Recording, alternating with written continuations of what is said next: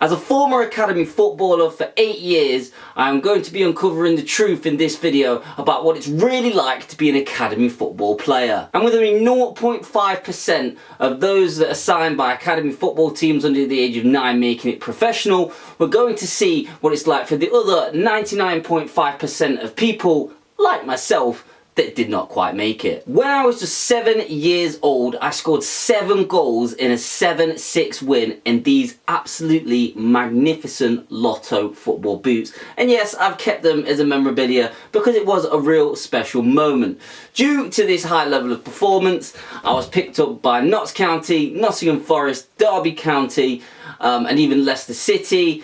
And then in the end, I eventually chose to sign for Notts County, simply because that's who my family supported. I did go on a trial game for Nottingham Forest and score a hat-trick, so my options were open, but Notts County was where the heart lied for my family and me. I was touted as one of the next big academy talents to come out of Nottingham, and with an absolute wand of a left foot, I was nicknamed Giggsy by my coaches. I had fantastic coaches, I captained Notts County, I travelled the country, I had some absolutely fantastic memories. I was always a bit feisty, let's just say, and in my fierce nature I became sort of a left back and a centre back. That's sort of where I predominantly played, where I got into the 11-a-side game when you sort of hit the ages of 11 to 12. But unfortunately, Notts County decided to shut their centre of excellence down. This left me in a real predicament. I didn't know where to go, but again, my options were open and I eventually picked Derby County. However, the day after I signed for Derby County, I got a letter through the door offering a trial at Aston Villa.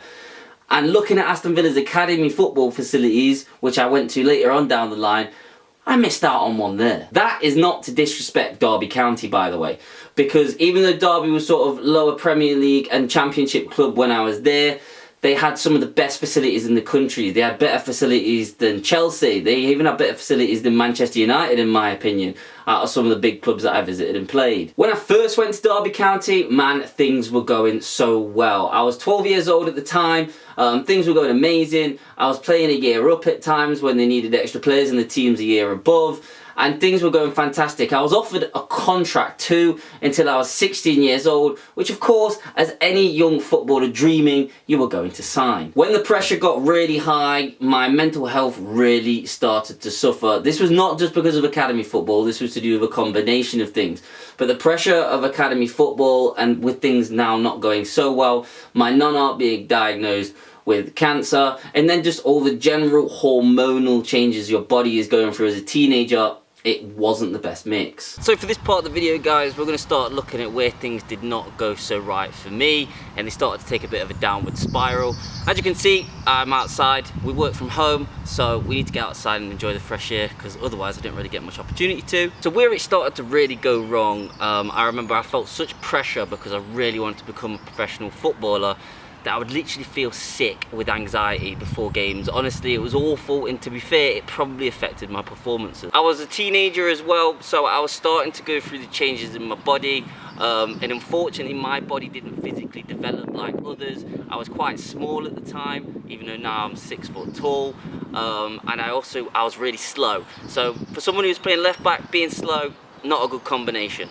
The thing you have in football as well is football is an opinions game. You only have to go on social media to understand that everybody thinks they're a football expert. And it's the same in the football professional world too with coaches. There was a change in coaching staff. I went from a coaching staff that really liked me to a coaching staff that didn't really rate me as highly. Then in the under 15 pre-season, I had some really bad luck.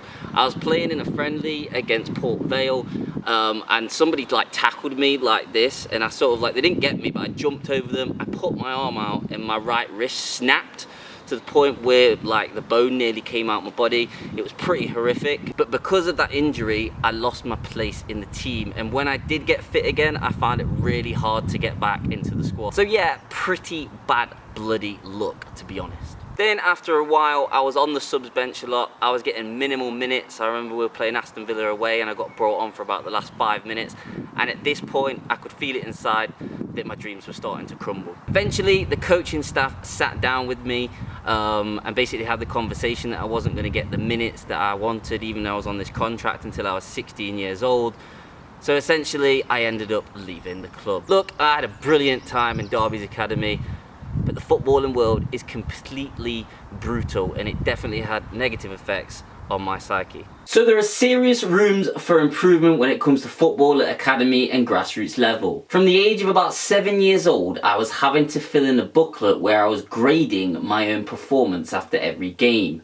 This would then be passed to the manager, who would grade my performance too. Yes, I understand this, but at the same time, at the ages of 7, 8, 9 years old, you need to be enjoying the game of football. This is an awful lot of pressure to put on a young person's shoulders. I think you should be waiting really until you're around 12, 13 years old before you start grading performances. In my day, which granted was about 15 years ago when I got released, there wasn't much support for players who were released. And I know it is a little bit different now, but I think personally there probably still isn't enough support for players, especially at the younger ages. You have to think, somebody gets released, they've gone from this dream to being released, and their dreams of being a professional footballer shattered. It is quite a traumatic experience, to be honest. So yes, as we say, some changes have been made, but more needs to be done, because people who get released from the academy system, it is proven that they do face mental struggles throughout their life, and they do need that bit of extra support that they're not necessarily given. When I was released from football, I remember I didn't get in again at Notts County when I went for a retrial after being released from Derby, and I just put my head in my pillow when I got home, and I'll be honest, I cried my eyes out. My dreams were absolutely crumbled, and it was always what I'd wanted as a child. After I was released, I fell out with football massively. It was really hard for me personally to take. I went to university in Leeds, and I sort of just forgot about football and didn't really carry on with it, even though I probably could have played at a fairly decent standard. I have regained my love for football now. I'm a massive Newcastle United fan. I watch football almost every day, every other day. I absolutely love it. I live and breathe it.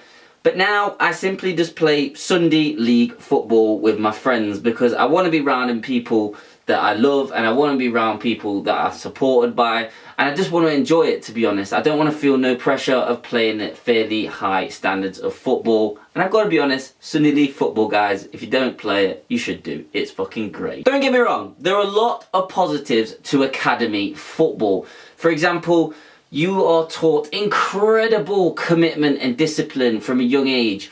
You are training sort of 3 times a week. You're playing on a Sunday. You're having to get up every Sunday to travel distances all across the country. It teaches you great discipline, and it keeps a lot of people and teenagers off the streets. You're also playing at the best facilities, while other kids are pretty much playing at parks. Moor Farm at Derby, where I was absolutely superb. Another fantastic facility was Aston Villa's training complex. They had it redeveloped, and boy, that was absolutely phenomenal. You also get coached by the best coaches who sort of harness your skills and make you an even better player. So what's not to love about that? I sort of briefed on this point earlier, and whilst it can be tough, you literally get to travel the country playing football on a Sunday morning against some of the best players in the country. And again, that's absolutely fantastic. You are getting to compete against the best players all around England, Scotland and Wales.